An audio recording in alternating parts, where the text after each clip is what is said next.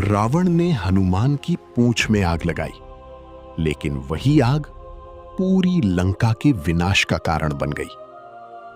रावण ने आदेश दिया, हनुमान की पूंछ पर कपड़े बांधो और आग लगा दो।